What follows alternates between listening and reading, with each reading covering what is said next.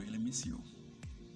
Welcome back to our English courses named Speak English into 180 seconds.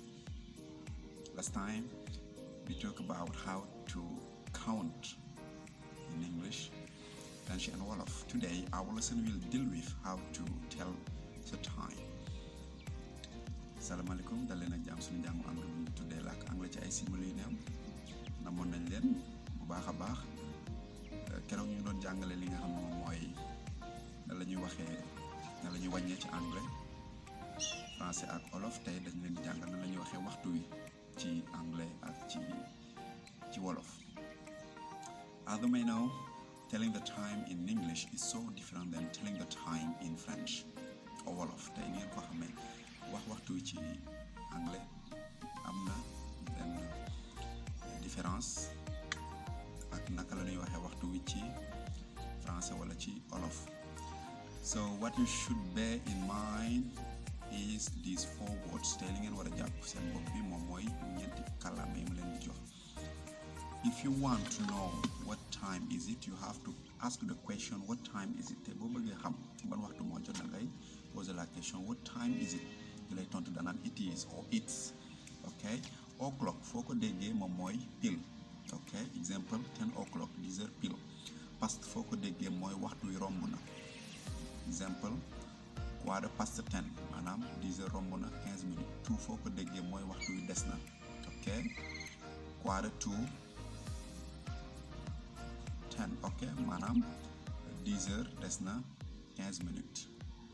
Okay, so for a more clear explanation we are just going to present you an analogic clock. Donc pour explication gën a la dañ leen di présenter li nga xam ne moom mooy montre analogique. Donc there are analogic clock and digital clock. You see this blue stick means what we call the hours and this green stick means what we call the minutes. Donc trait bu bleu bi moom mooy waxtu yi, trait bu vert bi moom mooy simili minute. O'clock mooy pile, half past foo gisee mooy waxtu wi xaaj na, quarter to mooy waxtu wi des na, fii quarter past mooy waxtu wi romb na. Example we have 10 o'clock. 10 o'clock foo ko gisee moom mooy 10 heures pile. Okay, we have quarter past 10. Quarter past 10 10 heures et quart maanaam 10 heures romb na fukki minute ak juróom.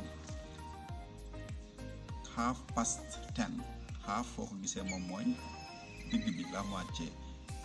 Half past 10 mooy 10 heures et demi. You have quarter to 10 maanaam 10 heures 45 minutes. Voilà, 11 heures moins 15 moins quart. Thank you very much for watching this class. Don't forget to subscribe on our YouTube channel and our Instagram page in order to get all classes and to support this initiative or these courses. Give you rendezvous next time for our next class. Goodbye.